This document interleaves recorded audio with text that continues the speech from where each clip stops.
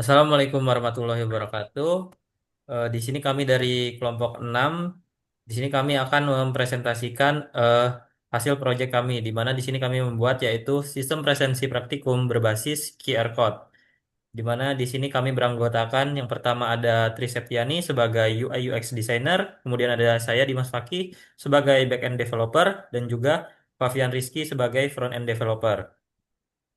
Nah, selanjutnya akan dijelaskan oleh rekan saya. Baik, terkait dari deskripsi proyek kami sendiri, yaitu QR Lab, jadi proyek ini itu mengembangkan sistem presensi praktikum berbasiskan QR Code untuk menggantikan metode presensi manual di laboratorium komputer khususnya, yang mana sebelumnya itu secara manual. Nah, sistem ini tuh memungkinkan praktikan dapat melakukan presensi secara cepat dan otomatis melalui pemindaian QR Code, sehingga akan mengurangi antrian, kesalahan pencatatan, dan risiko titip absen. Kemudian data kehadiran ini akan disimpan secara real time dan terintegrasi, kemudian akan memudahkan asisten praktikum dalam pengelolaan dan data presensi nantinya. Nah, untuk aturan bisnisnya itu karena ada dua aktor, jadi akan ada aturan bisnis admin dan praktikan. Nah, untuk admin sendiri atau asisten praktikum lah ya. Nah, kemudian untuk login, untuk aturan bisnisnya itu ada login admin, di mana admin itu dapat mengakses halaman login, kemudian dapat memasukkan email dan password, serta sistem akan memvalidasi dan mengarahkan ke dashboard admin. Kemudian, admin bisa melakukan kelola mahasiswa, di mana admin ini akan membuka menu kelola mahasiswa, kemudian dapat menambahkan data mahasiswa berupa data nama, NPM, kelas, email, dan password. Kemudian, sistem akan menyimpan data akun mahasiswa dan kemudian akunnya akan langsung aktif. Kemudian, admin dapat mengelola sesi. Admin itu dapat membuka di menu kelola sesi itu dengan membuat sesi praktikum dengan data kelas, pertemuan, tanggal, jam, dan durasi praktikum. Kemudian sistem akan menyimpan sesi presensi yang telah dibuat. Kemudian admin dapat menampilkan QR code. Admin akan memilih sesi presensi yang sedang berlangsung, kemudian sistem akan menampilkan QR code untuk dipindai mahasiswa di saat kelas berlangsung. Kemudian admin juga dapat melakukan rekap presensi, di mana admin akan membuka menu rekap presensi, kemudian sistem akan menampilkan daftar kehadiran presensi secara real time. Kemudian terakhir, admin dapat melakukan edit profil dan logout. Selanjutnya, dan dari sisi praktikannya sendiri, praktikan dapat melakukan login, di mana praktikan akan mengakses halaman login, memasukkan email dan password yang telah dibuat oleh admin, kemudian sistem akan memvalidasi dan mengarahkan ke dashboard praktikan. Nah, di dashboard praktikan ini, praktikan dapat melihat jadwal salah satunya, yaitu praktikan akan membuka menu jadwal praktikan dan sistem akan menampilkan daftar sesi sesuai kelas yang diikuti. Kemudian praktikan dapat melakukan scan QR, di mana saat praktikan membuka menu scan presensi, kamera akan diarahkan ke QR code yang ditampilkan admin, kemudian sistem akan memvalidasi dan mencatat waktu serta status kehadiran saat itu. Kemudian praktikan dapat melihat riwayat presensi di menu riwayat presensi, kemudian sistem akan menampilkan daftar kehadiran lengkap dari si praktikan itu sendiri. Kemudian terakhir, praktikan dapat melakukan edit profil dan logout. Praktikan dapat mengubah data profilnya dan keluar dari sistem. Baik, selanjutnya di sini ada endpoint dari sistem kami yaitu QR Lab, di mana secara singkat endpoint yang digunakan, endpoint utamanya yaitu ada kategori autentikasi, di mana di sini ada post untuk register dan juga login, di mana diambil dari API atau controller yaitu out controller, yang di mana fungsi utamanya yaitu untuk pendaftaran pengguna baru, proses login dan mendapatkan token autentikasinya. Nah, untuk kategori selanjutnya itu ada fitur praktikan, di mana di sini praktikan check-in dan juga praktikan history, di mana menggunakan endpoint yaitu metodenya post dan juga get. Nah, controller yang digunakan yaitu ada attendance controller dan juga praktikan controller. Nah, untuk fungsi utamanya itu untuk logika utama, di mana dia akan untuk absensi dengan QR code-nya, kemudian untuk menampilkan riwayat absensi praktikannya. Nah, lanjut di sini ada kategori selanjutnya yaitu ada kategori fitur admin, di mana ada post dari admin meeting, post dari admin meeting ke auto start, kemudian ada post dari admin meeting ke meeting dan juga QR. Kemudian ada get dari admin meeting, meeting ke recap, kemudian ada post dari admin ke enrollment, kemudian ke bulk advance. Nah, di sini menggunakan controller yaitu ada meeting controller dan juga yang terakhir itu enrollment controller, di mana untuk fungsi utamanya secara singkat itu untuk Yang pertama itu membuat sesi pertemuan atau praktikum baru, kemudian untuk mengaktifkan sesi secara otomatis, kemudian untuk membuat token QR untuk sesi tertentu, mendapatkan rekap absensi untuk sesi tertentu, dan juga untuk mengimpor data atau pendaftaran. Nah, selanjutnya ada kategori manajemen user, di mana menggunakan get admin user pending, di mana controller ini yang digunakan yaitu admin controller, digunakan untuk menampilkan daftar pengguna yang perlu diverifikasi. Oke, di sini ada API-nya, di mana ada admin controller, kemudian ada attendance controller, out controller, enrollment, master data, meeting, praktikan, dan juga profile. Nah, untuk secara lengkapnya di sini ada endpoint-endpointnya, yaitu ada endpoint public dan autentikasi, di mana untuk register dan juga login. Kemudian ada endpoint untuk terproteksi, yaitu untuk praktikan dan admin, di mana di sini untuk misalnya logout, terus profil, mengganti foto, check-in, history, meeting, atau untuk riwayat absensinya, dan juga ada jadwal, dan juga ada riwayatnya. Nah, kemudian di sini ada endpoint selanjutnya yaitu ada endpoint admin di mana dia untuk memanajemen sesi dan juga usernya. Di sini ada bisa dilihat ada untuk membuat sesi pertemuan, daftar semua sesi, untuk memulai sesi secara otomatis dan juga menutup sesinya. Nah, di sini juga endpoint admin ini digunakan untuk mendapatkan QR-nya, mendapatkan rekap absensi, menghasilkan token QR dan juga membuka kembali sesi pertemuan yang sudah ditutup untuk mahasiswa atau praktikan yang telah terlambat. Nah, untuk endpoint selanjutnya itu ada manajemen pengguna, di mana di sini untuk praktikan dan verifikasinya, di mana di sini ada URL path-nya itu ada admin ke user pending, ada metodenya yang digunakan yaitu get, post, put, dan delete.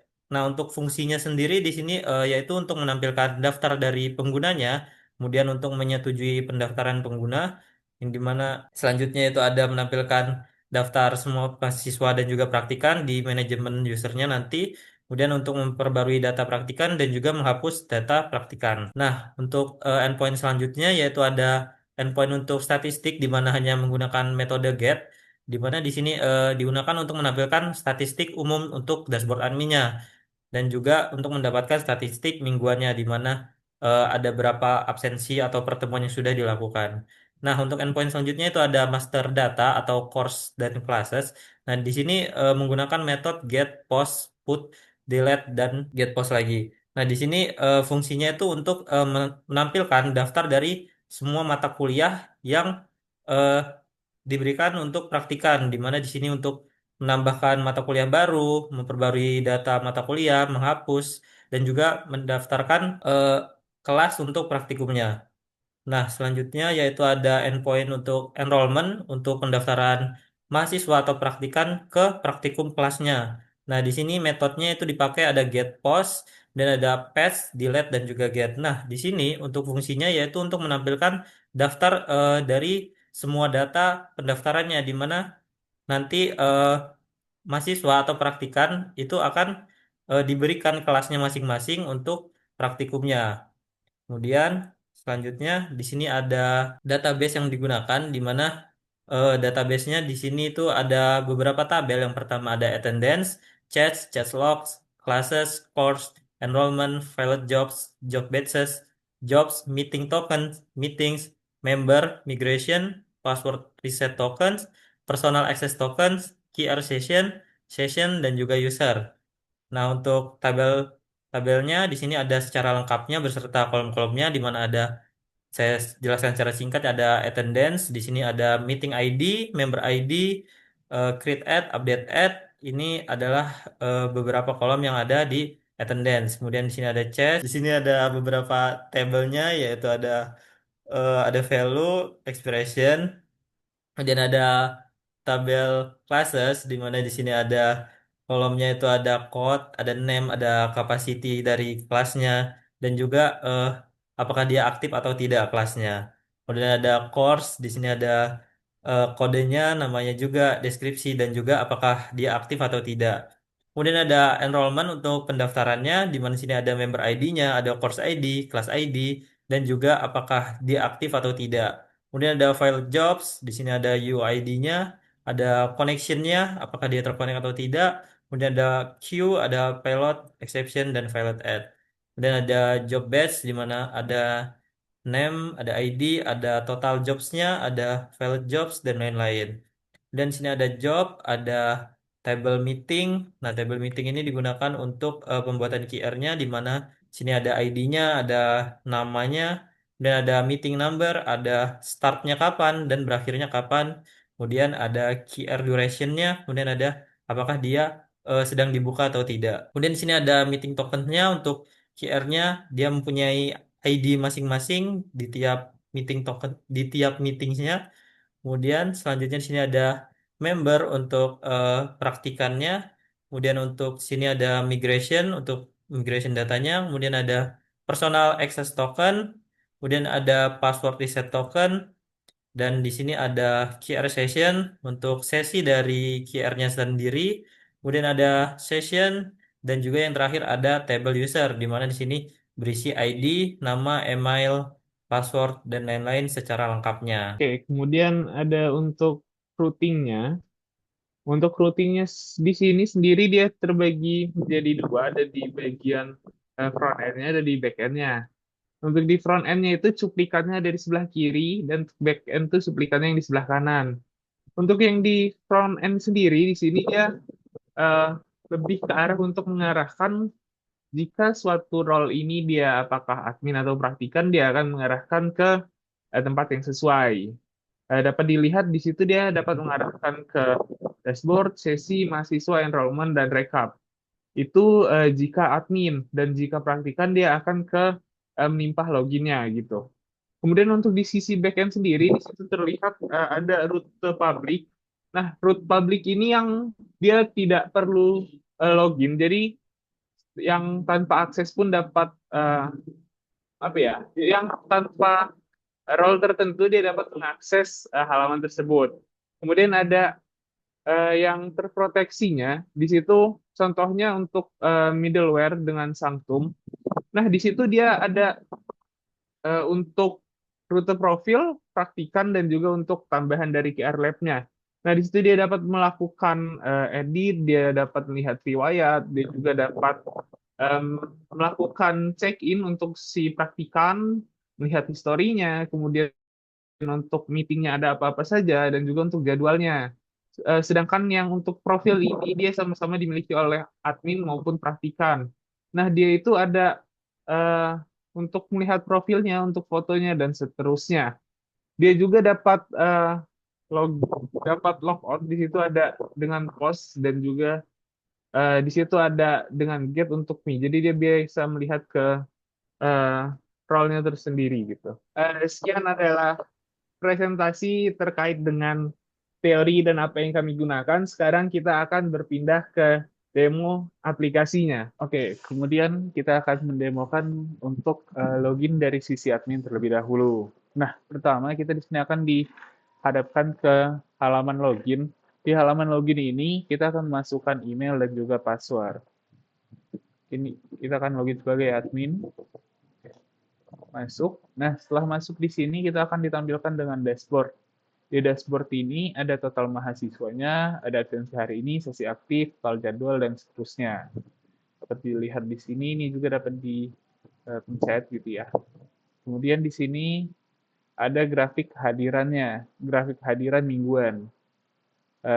Kita akan lanjut ke kelola sesi. Untuk kelola sesi di sini, kita akan buat sesi baru. Kita pilih kelasnya sistem operasi, kelas A, pertemuan ke 9, durasinya 5 menit, dan kita pilih jamnya, jam saat ini kita buat sesi. Oke, kemudian kita buka sesinya. Nah, dia otomatis kebuka sendiri gitu ya. Kalau sudah jamnya, di sini dia ada keterangan nonaktifnya kapan. Kemudian di sini dapat juga di full screen kan. Nah, biar lebih gampang men-scan-nya, kita juga dapat membuka untuk sesi yang terlambat. Ini bisa kita buka kembali. Seperti ini. Nah, ini untuk dibukakan kembali sesinya. Seperti ini. Kemudian untuk kalau mahasiswa, kita dapat menambahkan mahasiswa. Misalnya kita tambahkan, kita masukkan student ID-nya atau biasa disebut dengan NPM, tanggal 7, latihan, emailnya, kemudian passwordnya, oke, kemudian kita simpan, ini dapat dilihat passwordnya password, sudah ditambahkan. Nah, kita juga dapat melakukan aksi seperti mengedit. Di sini kita mengedit misalnya n-nya cuma mau 1 gitu. Kita edit, dia akan berubah. Kita juga dapat menghapus. Ini kita hapus. Oke, itu sudah terhapus. Kemudian untuk kelola enrollment, di sini kita dapat melihat nama NIM-nya berapa, nama mahasiswanya siapa, praktikumnya apa. Di situ ada kelasnya dan ada aksi untuk menghapus juga, untuk menghapus enrollment-nya. Misalnya di sini di Eko Wijaya kita menghapus dia dari enrollment di praktikum basis data kelas A. Kita hapus, sudah terhapus. Oke, sudah tidak ada lagi data yang tadi. Kemudian kita juga dapat memfilter sesuai yang kita inginkan. Misal untuk sistem operasi hanya ada 2, hanya ada Tri Septiani dengan Eko Wijaya. Untuk Tri Septiani di kelas A1 dan Eko Wijaya di kelas Y. Atau kita mau filter kelas, ini kalau di A1 hanya ada Tri, atau kita juga pengen dari NPM. Berarti semua praktikum, NPM-nya di sini 23. Nah, 23 di sini ada atas nama Tri, dia ada terhubung di praktikum pemrograman web dan juga sistem operasi. Atau kita mau cari pakai nama juga bisa. Misal seperti ini untuk search berdasarkan nama. Kita juga dapat menambahkan praktikum. Misal kita mau menambahkan praktikum, kita masukin nomornya dulu. Praktikum. Sudah ditambahkan, itu untuk menambahkan praktikum. Nah, ini ada sudah ditambahkan praktikumnya tadi.